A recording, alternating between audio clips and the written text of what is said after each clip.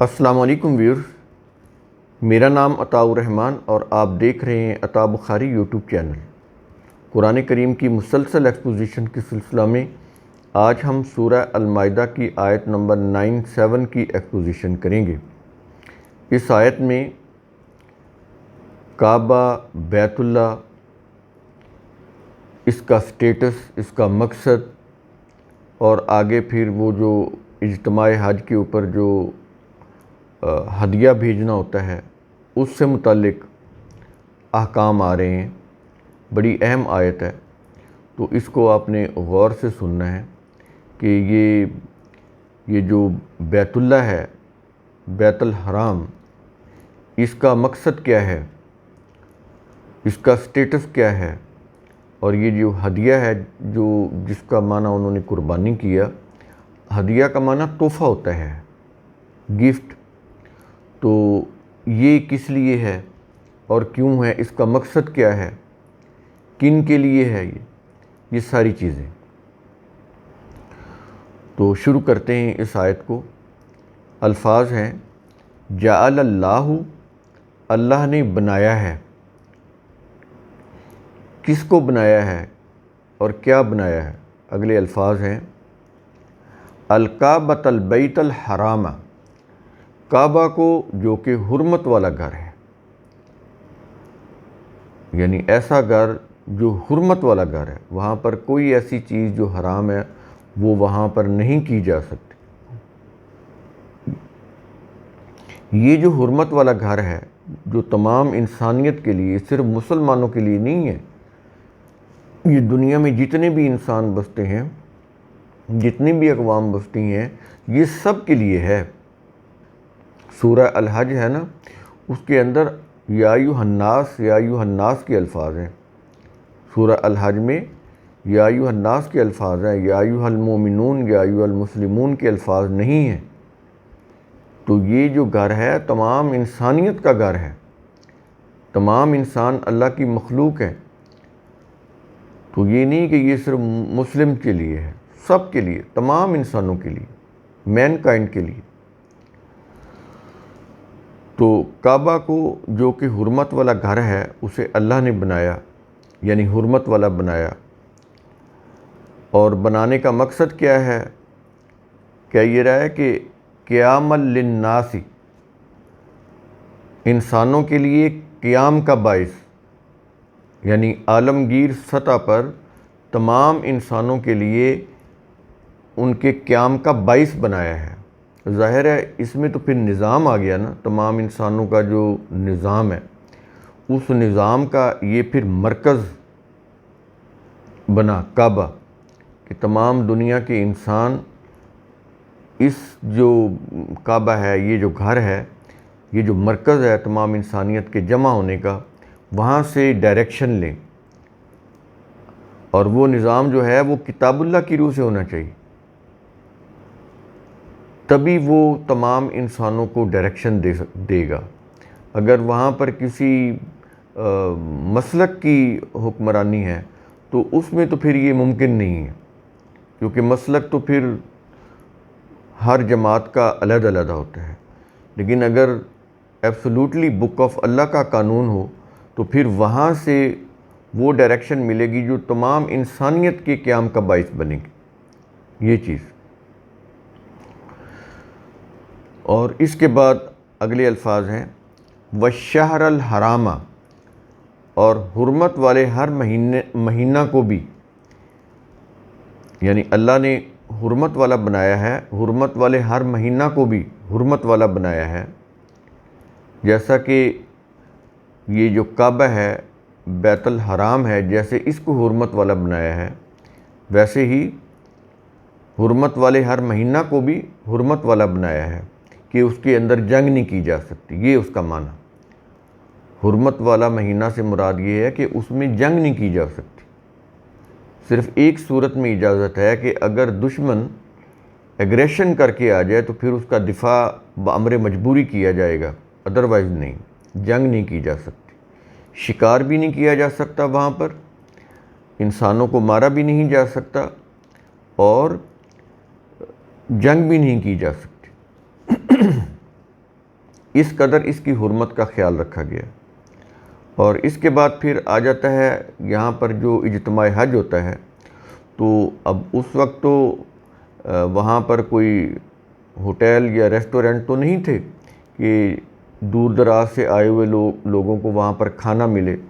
وہ تو خود بڑے اتنی زیادہ ان کے پاس فراوانی نہیں تھی کہ وہ ان دنیا کے مختلف ممالک سے آئے ہوئے لوگوں کو کھانا کھلاتے۔ تو اب وہاں پر کھانے کا جو ایک قدرتی انتظام تھا وہ کیا گیا، اللہ کی طرف سے بتایا گیا کہ تم جب حج پر جاؤ تو کچھ اونٹنیاں تو اپنی سواری کے لیے تم لے لو، اپنی مال برداری کے لیے، سامان اوپر رکھنے کے لیے، اور کچھ جو ہیں وہ اپنی خوراک کے لیے ساتھ لے لو کہ راستے میں کہیں پڑاؤ ڈالا تو ان کو ذبح کر کے کھا لیا۔ اور پھر وہاں جب اجتماع حج پہ جب تم جاؤ گے مسجد حرام میں، بیت اللہ میں، کعبہ میں، تو وہاں ان اونٹنیوں کو، یہ جانوروں کو ذبح کرو، خود بھی کھاؤ اور ان کو بھی دو، مقامی لوگوں کو بھی دو اور خود بھی کھاؤ۔ تو یہ ایک جو اجتماع حج کی جو خوراک کی ضرورت تھی اس کو پورا کرنے کے لیے یہ ایک انتظام کیا گیا اللہ کی طرف سے۔ تو اس لیے یہاں پر والشہر الحرام کے بعد کہ حرمت والا ہر مہینہ اس کو بھی حرمت والا بنایا، اس کے بعد کہتا ہے والہدیہ، والہدیہ، اور اجتماع حج کی ضروریات کے لیے کعبہ بھیجے گئے تحائف کو بھی۔ یہ ہدیہ تحائف ہیں جو اجتماع حج کی ضروریات کے لیے، ان کے طعام کے لیے بھیجے جاتے ہیں۔ جو حج پر جا رہے ہوتے ہیں لوگ تو وہ کچھ خود لے جاتے ہیں، جو نہیں جا سکتے وہ دوسرے لوگوں کے ہاتھ ان کو بھجوا دیتے ہیں۔ تو یہ ہدیہ ہے۔ اس کا معنی قربانی کیا گیا، قربانی نہیں، تحائف۔ تحائف میں جانور بھی آ سکتا ہے، تحائف میں کوئی پہننے کی چیز بھی آ سکتی ہے، کوئی کھانے کی چیز بھی آ سکتی ہے، کوئی بھی وہ ہدیہ کے اندر آئے گا۔ اور اگلے الفاظ ہیں والقلائد، اور ان کے طعام کے لیے پٹوں ہاروں والے جانوروں کو بھی۔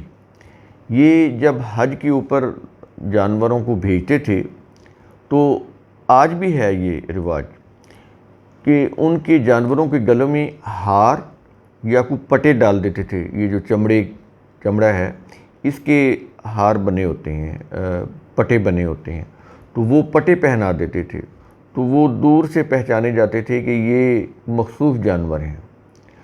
تو اس وقت چونکہ رہزن قافلوں کو لوٹ لیتے تھے تو اب یہ نشانی کے طور پر وہ پہنائے جاتے تھے تاکہ ان کو بھی پتہ چل جائے کہ یہ حرم کی طرف لے جائے جا رہے ہیں جانور۔